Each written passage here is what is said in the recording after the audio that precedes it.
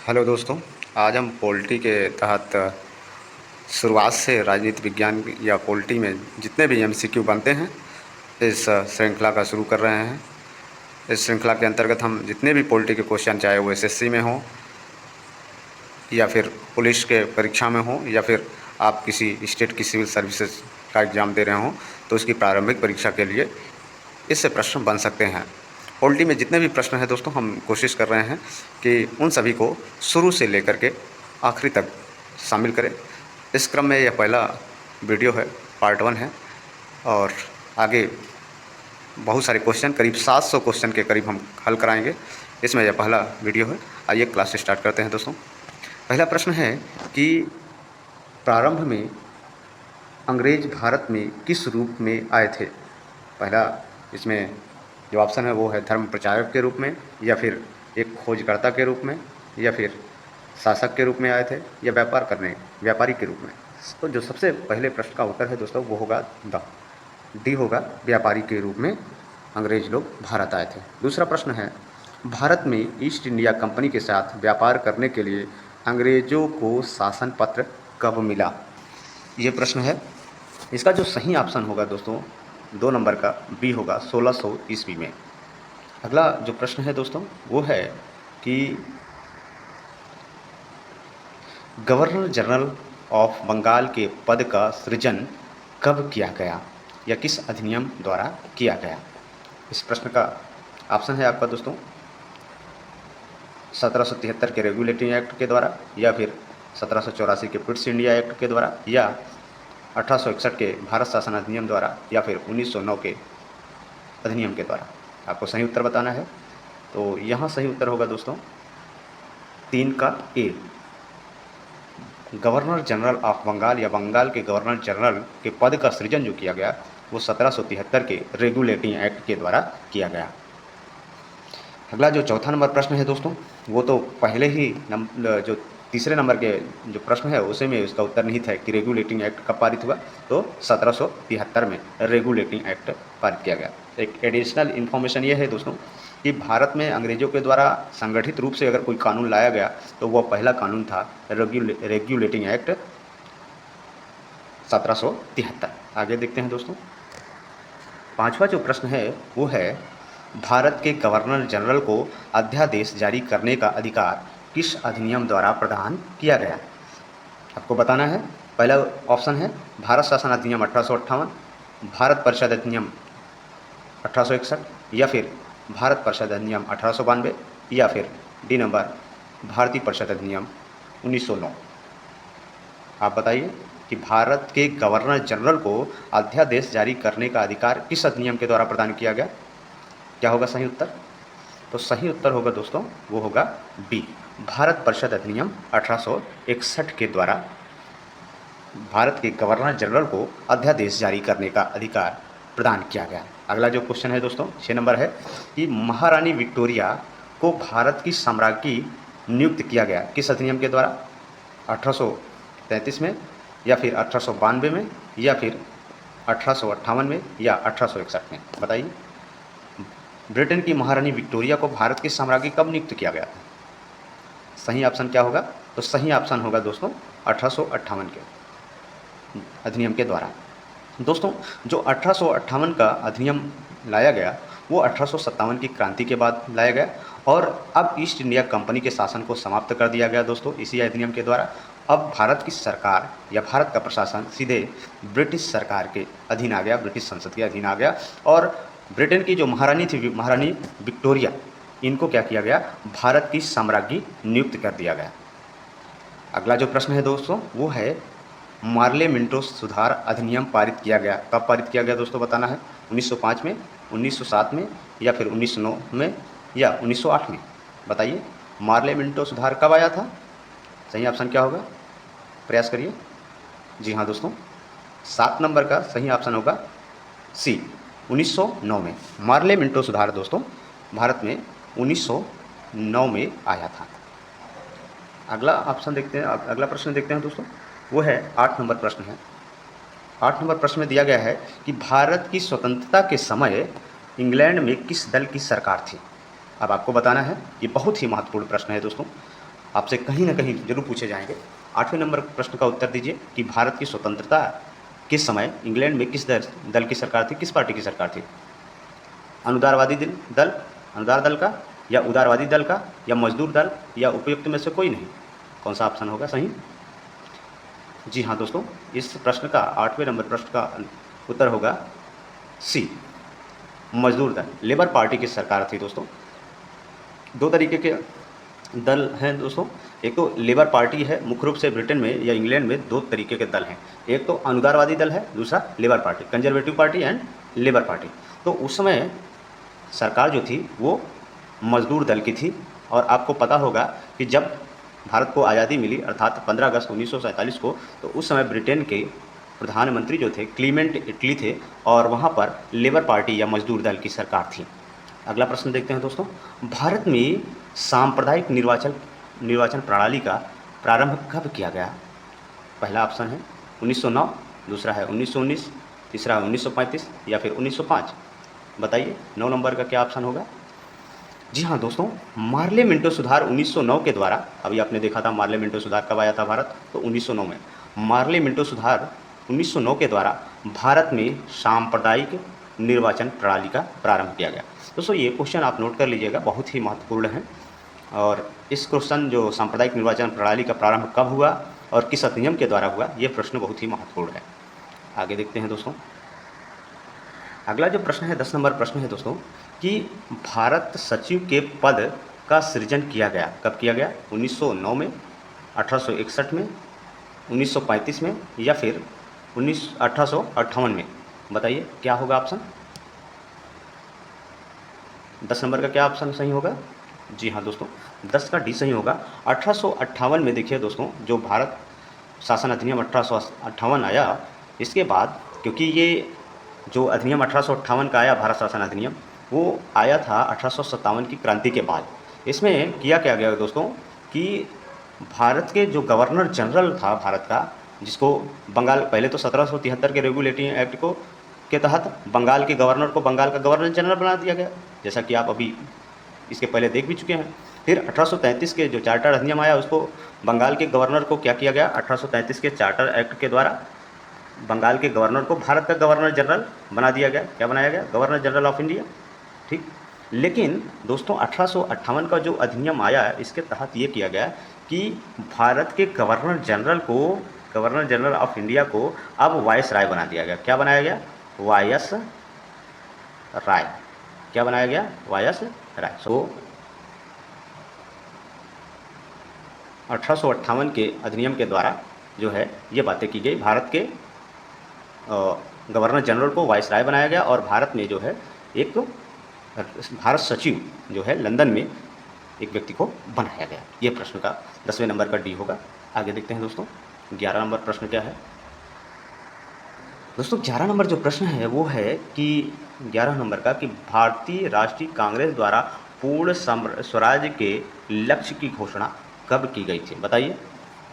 Option है पहले आपका, पहला है ए है 15 अगस्त 1947 को, 26 जनवरी 1950 को, या 31 दिसंबर 1929 को, या फिर 2 अक्टूबर 1869 को? बताइए भारतीय राष्ट्रीय कांग्रेस को के द्वारा कब जो है पूर्ण स्वराज का लक्ष्य घोषित किया गया? जी हाँ दोस्तों, इसका ऑप्शन होगा ऑप्शन सी, 31 दिसंबर 1929 में।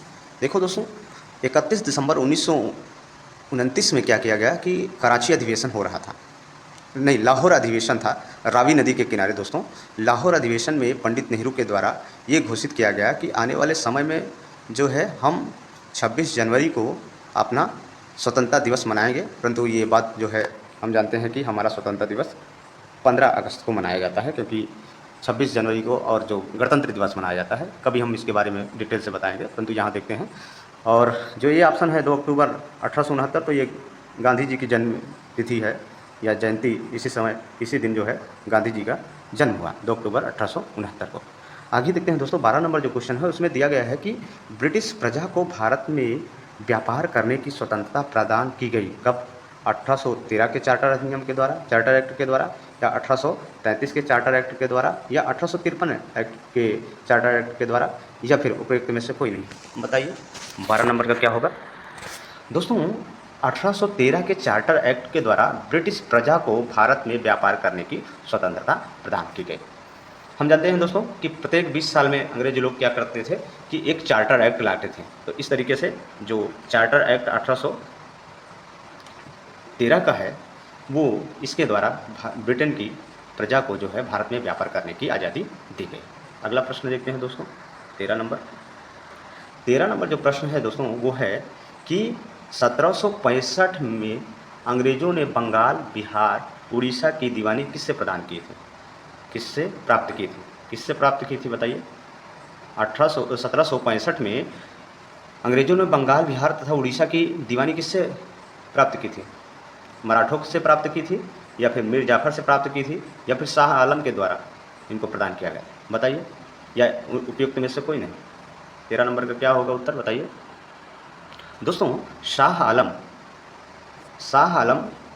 1765 में क्या थे, ये मुग़ल शासक थे और इनके द्वारा बक्सर की लड़ाई के में जब हार जाते हैं तो 1765 में जो इलाहाबाद की संधि होती है इसके द्वारा बंगाल, बिहार तथा उड़ीसा की दीवानी अंग्रेज़ों को प्रदान की गई। तो इसका उत्तर होगा शाह आलम 13 का शी। आगे देखते हैं 14 नंबर जो प्रश्न है दोस्तों वो बोल रहा है कि कलकत्ता में सर्वोच्च न्यायालय की स्थापना किस अधिनियम द्वारा की गई, बताइए। कलकत्ता में सर्वोच्च न्यायालय की स्थापना किस अधिनियम द्वारा की गई। पहला ऑप्शन है 1773 के रेगुलेटिंग एक्ट के द्वारा, या फिर 1784 के पिट्स इंडिया एक्ट के द्वारा, या 1781 के एक्ट ऑफ सेटलमेंट के द्वारा, या फिर 1833 के एक्ट चार्टर अधिनियम द्वारा। बताइए कलकत्ता में जो सर्वोच्च न्यायालय की स्थापना की गई थी किस अधिनियम के द्वारा की गई थी। 14 नंबर का कौन सा होगा आंसर सही। जी हाँ दोस्तों 1773 का जो रेगुलेटिंग एक्ट था दोस्तों इसके द्वारा न केवल बंगाल के गवर्नर को बंगाल का गवर्नर जनरल बनाया गया बल्कि कलकत्ता में एक सर्वोच्च न्यायालय की स्थापना की गई। यह पहली बार हुआ जो कि भारत में न्याय देने का काम करेगा, ठीक है, न्यायिक मामलों को सुनने का काम करता था। तो कलकत्ता में सर्वोच्च न्यायालय की स्थापना किस अधिनियम के द्वारा हुई, तो रेगुलेटिंग एक्ट 1773 के द्वारा। अगला प्रश्न देखते हैं दोस्तों 15 नंबर जो प्रश्न है दोस्तों वो दिया है पिट्स इंडिया एक्ट कब पारित हुआ। अगर आप इस लेक्चर को MCQ को सही से देख रहे होंगे ध्यान से तो आपको इस प्रश्न का उत्तर पता होगा ज़रूर। दोस्तों आपका जो पहला ऑप्शन है 1784, दूसरा है 1773 और है तीसरा है सी नंबर 1781, फिर है डी नंबर 1853। दोस्तों जो 1784 का चार्टर अधिनियम था उसी को कहा जाता है Pitt's India act. Pitt's India act sir John Pitts के द्वारा इसके अध्यक्ष थे, इसको तैयार करने वाले व्यक्ति थे, इसलिए इस एक्ट को इस अधिनियम को पिट्स इंडिया एक्ट भी कहा जाता है। अगला देखते हैं दोस्तों 16 नंबर क्या है। कंपनी के ऊपर राजनीतिक नियंत्रण एवं निरीक्षण के लिए बोर्ड ऑफ कंट्रोल की स्थापना की गई किस अधिनियम के द्वारा दोस्तों बताइए। बोर्ड ऑफ कंट्रोल की स्थापना कंपनी के ऊपर राजनीतिक नियंत्रण और निरीक्षण के लिए जो स्थापना की गई बोर्ड ऑफ कंट्रोल की वो कब की गई, 1773 के रेगुलेटिंग एक्ट के द्वारा या फिर 1784 के पिट्स इंडिया एक्ट के द्वारा बताइए, या फिर 1892 के भारत शासन अधिनियम या 1871 के भारत परिषद अधिनियम के द्वारा बताइए। 16 नंबर का क्या होगा सही। जी हाँ दोस्तों 16 का सही होगा बी, पिट्स इंडिया एक्ट के द्वारा दोस्तों बोर्ड ऑफ कंट्रोल की स्थापना की गई। आपको ये दोनों बातें याद होनी चाहिए कि पिट्स इंडिया एक्ट कब आया तो 1784 में। इसके द्वारा जो महत्वपूर्ण बात की गई वो किया यह गया कि कंपनी के ऊपर जो ईस्ट इंडिया कंपनी थी उसके ऊपर राजनीतिक नियंत्रण तथा निरीक्षण के लिए बोर्ड ऑफ कंट्रोल की स्थापना की गई। अगला क्वेश्चन देखते हैं दोस्तों। तो अगला जो क्वेश्चन है दोस्तों वो है 17 नंबर। इसमें कह रहा है कि बंगाल के गवर्नर जनरल को संपूर्ण भारत का गवर्नर जनरल किस अधिनियम के द्वारा बनाया गया, बताइए किस अधिनियम के द्वारा बंगाल के गवर्नर को संपूर्ण भारत का गवर्नर जनरल बनाया गया। यदि आप लेक्चर को सही से सुन रहे हैं MCQ सही से देख रहे होंगे तो ज़रूर आपको इसका उत्तर पता होगा। यदि आपने पहले नहीं पढ़ा है फिर भी बताइए 1861 के भारत परिषद अधिनियम के द्वारा या फिर 1833 के चार्टर एक्ट के द्वारा या फिर 1853 के चार्टर एक्ट के द्वारा या फिर 1892 के भारत परिषद अधिनियम के द्वारा बताइए। बंगाल के गवर्नर जनरल को संपूर्ण भारत का गवर्नर जनरल कब बनाया गया। जी हाँ दोस्तों 17 नंबर का सही ऑप्शन होगा ब 1833 के बी नंबर होगा 1833 के चार्टर एक्ट के द्वारा। दोस्तों इस चार्टर एक्ट के द्वारा जो है बंगाल का जो गवर्नर जनरल होता था उसके गवर्नर जनरल को भारत का गवर्नर जनरल बना दिया गया। अगला प्रश्न देखते हैं दोस्तों, दिया है 18 नंबर, एक सेकेंड, हाँ 18 नंबर प्रश्न जो दिया है दोस्तों वो दिया है क्या कि, एक सेकेंड दोस्तों थोड़ा सा हाँ, जो 18 नंबर क्वेश्चन है वो दिया है कि किस अधिनियम द्वारा यह घोषणा की गई थी कि भारत में कंपनी के किसी भारतीय प्रजाजन को कंपनी के अधीन अधीन किसी पद को ग्रहण करने से उनके धर्म, जन्म स्थान या निवास वर्ण के कारण अयोग्य नहीं ठहराया जाएगा। बताइए किस अधिनियम के द्वारा कहा गया? क्या वो अधिनियम था 1833 का चार्टर एक्ट, या फिर 1853 का चार्टर एक्ट, या फिर सी नंबर भारत सरकार अधिनियम 1935, या फिर डी नंबर 1861 के भारत परिषद अधिनियम के द्वारा? बताइए किस अधिनियम के द्वारा यह घोषणा की गई थी कि भारत में कंपनी के किसी भी प्रजाजन, भारतीय प्रजाजन को कंपनी के अधीन पद ग्रहण करने के से उनके धर्म, जन्म स्थान, निवास या वर्ण के कारण अयोग्य नहीं ठहराया जाएगा। बताइए 18 नंबर का क्या होगा? बहुत ही महत्वपूर्ण है दोस्तों 18 नंबर। तो दोस्तों 1833 का जो चार्टर एक्ट था इसी के द्वारा क्या किया गया था कि ये बात प्रावधान किया गया कि किसी भी भारतीय प्रजा को जो कंपनी में काम करना चाहता है उसमें धर्म, जन्म स्थान, निवास या वर्ण के कारण अयोग्य उसको नहीं घोषित किया जाएगा। 19 नंबर प्रश्न देखते हैं दोस्तों। 19 नंबर प्रश्न है दोस्तों वो है कि किस अधिनियम के द्वारा बंगाल के गवर्नर को एक विधि आयोग नियुक्त करने का प्राधिकार दिया गया है? बताइए 1853 के चार्टर एक्ट के द्वारा, 1833 के चार्टर एक्ट के द्वारा, या फिर 1861 के भारत परिषद अधिनियम द्वारा, या फिर 1892 के भारत परिषद अधिनियम द्वारा? बताइए 19 नंबर का क्या सही होगा? जी हाँ दोस्तों, यह इसका भी उत्तर होगा बी, 1833 के चार्टर एक्ट के द्वारा। दोस्तों एक विधि आयोग, गवर्नर जनरल को यह अधिकार दिया गया कि वो चाहे तो एक विधि आयोग की नियुक्ति कर सकता है, ऐसा 1833 के चार्टर एक्ट के द्वारा कहा गया। अगला जो प्रश्न है दोस्तों, और इस वीडियो का आखिरी प्रश्न रहेगा, ये रहेगा कि कंपनी के व्यापारिक एवं राजनीतिक कार्यों को एक दूसरे से कब अलग किया गया? जो कंपनी कार्य कर रही थी दोस्तों वो दो तरीके का कार्य कर रही थी, एक तो व्यापारिक कार्य था, दूसरा क्या था? राजनीतिक कार्य था। तो इन दोनों को कब पृथक किया गया, किस चार्टर एक्ट के द्वारा? बताइए क्या होगा उत्तर?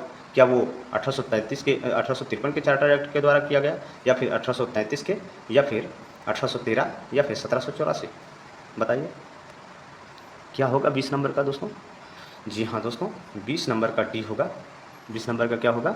डी होगा। 1784 के पिट्स इंडिया एक्ट के द्वारा यह बात कही गई कि कंपनी के व्यापारिक तथा राजनीतिक कार्यों को अलग अलग कर दिया गया। दोस्तों इस वीडियो में इतना ही दोस्तों, कंटिन्यू बने रहिए। इस श्रृंखला में हम करीब 700 प्रश्नों को हल करेंगे, 700 से ज़्यादा प्रश्नों को हल करेंगे, और हम देखेंगे कि हमारी पॉलिटी से संबंधित तैयारी कहाँ पहुँची है,